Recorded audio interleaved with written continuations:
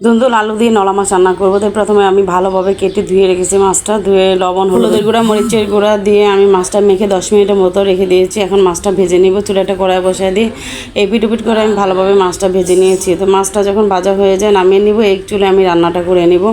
তো মাছ ভাজা তেলের সাথে আরেকটু সয়াবিন তেল দিয়ে দিব। দিয়ে পেঁয়াজ কুচি দিয়ে পেঁয়াজটা যখন ভাজা হয়ে যায় মশলা কষানোর জন্য সামান্য একটু পানি দিয়ে দিব।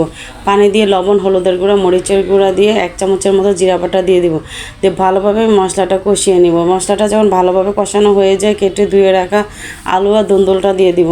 তরকারিটা দেওয়া হয়ে গেলে নেড়েচেড়ে ঢাকনা দিয়ে ঢেকে আমি কিছু সময় নিয়ে কষিয়ে নেব। তো ঢাকনা একেবারে দিয়ে অনেকক্ষণ রাখবো না, কারণ বেশিক্ষণ সময় ধরে ঢাকনা দিয়ে ঢেকে তরকারিটা কষালে অনেক পরিমাণে পানি ওঠে। এর জন্য মাঝে মধ্যে একটু ঢাকনা নামিয়ে একটু নেড়েচেড়ে দিব। তো যখন তরকারিটা কষানো হয়ে গেলে পরিমাণ মতো ঝোল দিয়ে দিব। দিয়ে ভেজে রাখা মাছগুলো দিয়ে ঢাকনা দিয়ে ঢেকে দিব।